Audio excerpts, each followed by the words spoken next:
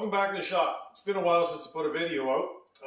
I'm working on some cabinets in the shop here, and I figured this was worth filming this part of it because I think this is probably, actually the most important part of doing frame cabinets, and it's in how to properly assemble these things, because if it's done well, the whole job goes really smooth. It's really easy. But if you don't put these things together properly, it becomes a nightmare and you're fighting with the job the whole time.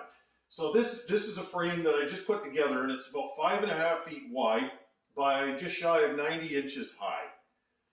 And there's a procedure on how to put this thing together that can make it go easy, but at the end of the day, it's going to be perfect. And I just want to show you this. So I'll give you just a quick overview of what I'm making, and then I'll show you the procedure on how I get to this point.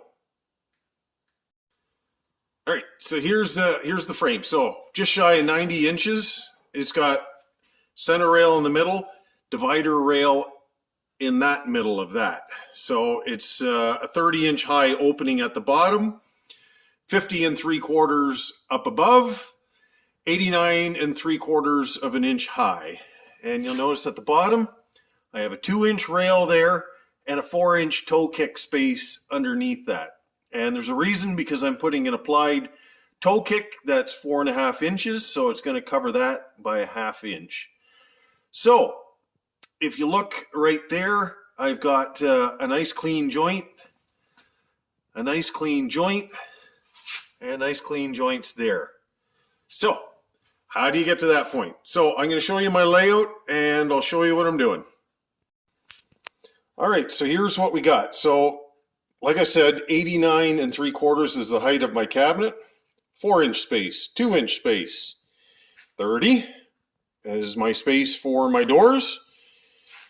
1.5 mid rail, 50 3/4 in between this point and that mid rail. So all I've done is, once I've done that, I can just do my takeoff of all my numbers right off of this, and all I do is cut them everything to length. So the next thing is going to be assembling this thing, and I'm assembling it upside down. As you can see, I've got pocket holes in here, but there's a little trick when putting these things together, and you're going to love this part. All right, so I've got this down on my concrete floor in my workshop here. All the parts are just roughly strewn out over the floor. I swept it up best I could, which is, well, maybe not that great. But anyways, there's no crumbs and crap underneath it, which is the most important. But the tools that you have to have for this is obviously the pocket hole and something to cut that with. You need a framing square. That is probably the most important part. Well, no, it's just as important as that, which is a 23 gauge or 22 gauge stapler, upholstery stapler. And it shoots these staples here. So these things are about, I think, 9/16 by a 3/8 crown on that thing. So that is what I'm going to be firing into these frames, and that is what's going to be holding all these rails together before I put the screws in there. The square is going to allow me to square up all these pieces, and it's essential when you're doing this that all your pieces are perfectly straight. So you want to make sure that you cut these as best you can. Make sure they're all planed and squared up through either a portable planer or any type of planer that you have, or that you buy 1x2, let's say from the lumber yard, already pre-milled to 1.5 inches. Doesn't matter. But at least gives you an idea what you need for this. So I'm going to start assembling this frame, and you can take a look.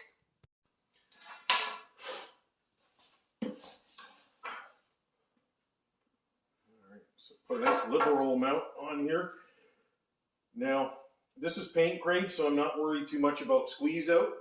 If this was stain grade, I'd be a little bit more concerned with it.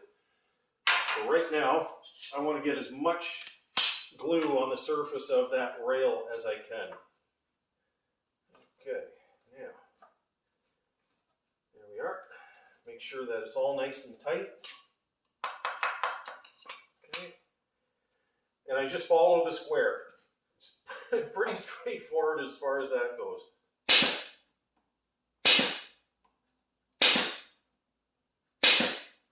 Okay, so I got, okay, just simple as repeating the same thing. So this is my divider again. Line up the frame.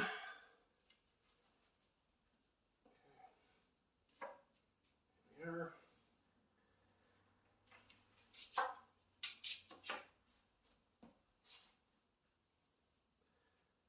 Okay. Nice and tight. Just check it slightly. There.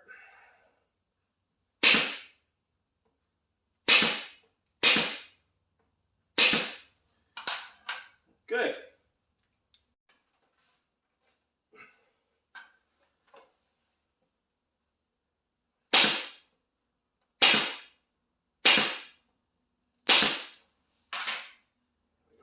And I check it every single time.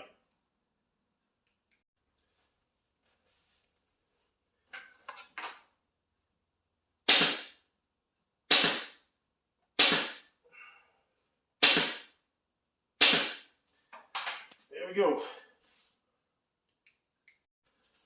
Okay, very simple. I've got a center line, half the width of my rail here, and I've got a center line on all my parts for the division in the middle. And all it is, glue it up. All right. And this is where you have to kind of eyeball it to get your division nicely in the middle. Doesn't matter where you start, either from this side or that. That bottom rail's got a bit of a bow in it, so I'm going to start on this side right here. Same thing, get the square on it.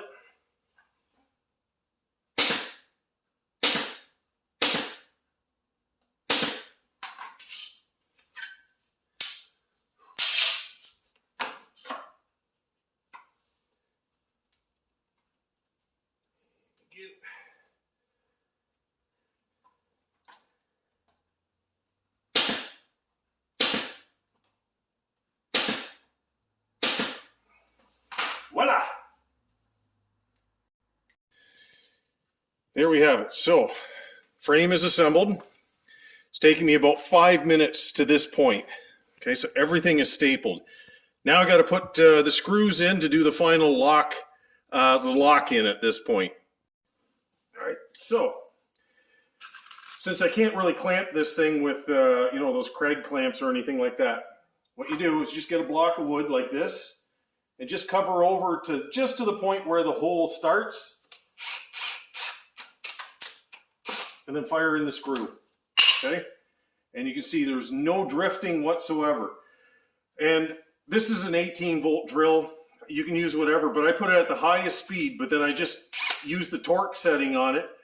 And this way, because you don't want to over torque these things, because you could have a tendency where it turns a bit. But now I'm just going to rotate around the way I started it, because this is already locked right here at this joint. And all I'm doing is closing in the final last little bit of it. And that's all it takes. All right, this is it. Piece de resistance. Hook on, corner to corner. Just shy of 109 3/4.